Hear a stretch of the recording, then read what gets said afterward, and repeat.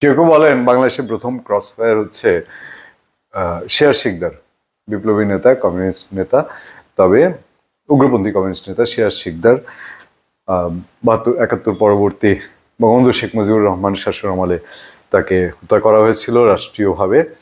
তারপর আস্তে আস্তে ক্রসফায়ার বিষয়টা বাংলাদেশ থেকে ইতিহাস হয়ে গিয়েছিল। তারপর 2001-এর র্যাব চালু হওয়ার পর সেই নারায়ণগঞ্জের ডেভিড দিয়ে শুরু, এবং ডেভিডের পর পিচ্চি হান্নান টান্নান নানান জনের মধ্যে দিয়ে এক পর্যায়ে ক্রসফায়ার এসে সাংঘাতিক এক জুলুমে তৈরি হয়। এবং অপারেশন ক্লিন হার্টের সময় যৌথ বাহিনীর অভিযানে, তৎকালীন সেনা অভিযানে বা সেনাবাহিনীর হাতে মানুষজনের মৃত্যুর খবর খুব আলোচিত হয়। আর আওয়ামী লীগের 17 বছরে ক্রসফায়ার গিয়ে এমন একটা জায়গা বাংলাদেশের সীমানা ছেড়ে এবং বাংলাদেশের মান-ইজ্জত নিয়ে টানাটানি, এবং সেটা আমেরিকা যখন স্যাংশন দেওয়া শুরু করে আজবভাবে সেই ক্রসফায়ার বন্ধ হয়ে যায়।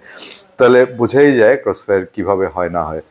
যাই হোক, এবার একটি ঘটনা একদম তীব্র আলোড়ন তুলেছে, তোলপাড় তুলেছে। মানবজমিন বলছে ডক্টর ইউনূসের আমলে হাসিনার বিচার বহির্ভূত হত্যার পুনরাবৃত্তি কেন? প্রশ্ন রিজভির, রুহুল কবির রিজভী আহমেদ, বিএনপির সিনিয়র যুগ্ম মহাসচিব, তিনি এই প্রশ্নটি করেছেন। এবং স্বাভাবিকভাবে প্রশ্নটি উঠাই হচ্ছে এখন সময়ের কথা, যে এই সময় এটা কেন হবে। বলা হচ্ছে শেখ হাসিনা শাসন আমলের মতো বিচার বহির্ভূত হত্যার পুনরাবৃত্তি অন্তর্বর্তী সরকার প্রধান উপদেষ্টা ডক্টর মোহাম্মদ ইউনূসের আমলে ঘটবে কেন বলে প্রশ্ন রেখেছেন রুহুল কবির রিজভী। শনিবার রাজধানীর ভাসানী মিলনায়তনে এক অনুষ্ঠানে সেটা বলেন। দেশ বিদেশে ষড়যন্ত্র চক্রান্ত চলছেই, এসব মন্তব্য করে তিনি বলছেন সংখ্যা আমাদের দিন দিন বাড়ছে। কুমিল্লার যুবদলের একটা ছেলেকে ধরে নিয়ে গিয়ে মৃত অবস্থায় ফিরিয়ে দিয়েছে আইন শৃঙ্খলা বাহিনী। ডক্টর ইউনূস সাহেবের আমলে এই ঘটনা ঘটবে কেন? তারপর পরেই নাড়াচাড়া যে পড়েছে, এবং এটা যে সরকার, এবং একটা দিক পজিটিভ যে সরকার রেসপন্স করছে। রেসপন্সিভ গভর্নমেন্ট আমরা এর আগে হারিয়ে ফেলেছিলাম বলা যায়। পরের খবরগুলো সেরকমই। কুমিল্লার যুবদল নেতার মৃত্যু, সেনা ক্যাম্প কমান্ডার প্রত্যাহার।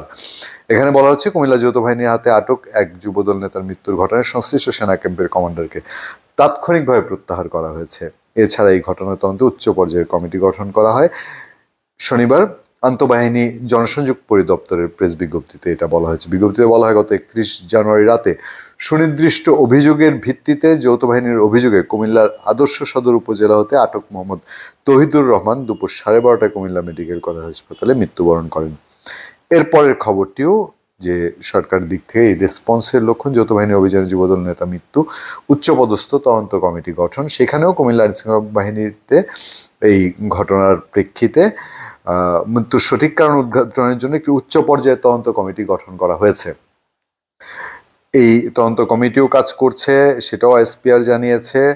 প্লাস এই সরকার যে জরুরি তদন্তের নির্দেশ দিয়েছে সেই খবরটিও সব পত্রপত্রিকায় গুরুত্বের সাথে উঠে এসছে। আমরা আবারও মনে করে দিই, কুমিল্লায় শুক্রবার রাতে পুলিশ তৌহিদুল ইসলাম নামে এক যুবককে হাসপাতালে নিয়ে যায়। অভিযোগ ওঠে ভোরে তার বাড়ি থেকে গ্রেফতার করার পর নিরাপত্তা বাহিনী তাকে আহত করে। অন্তর্বর্তীকালীন সরকার এই মৃত্যুর জরুরি তদন্তের নির্দেশ দিয়েছে। অধ্যাপক ডক্টর ইউনূসের নেতৃত্বে অন্তর্বর্তী সরকার হেফাজতে নির্যাতন হত্যার যে কোনো রূপের তীব্র নিন্দা জানায়। সুতরাং বিষয়টি হুলস্থুল তুলেছে, তাতে কোনো সন্দেহ নেই।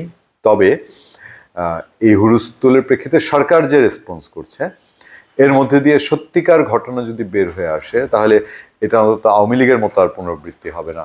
ধন্যবাদ সবাইকে, ভালো থাকবেন, সুস্থ থাকবেন। আপনাদের সাথে সবসময় আমি আতিক রহমান, পূর্ণিয়া।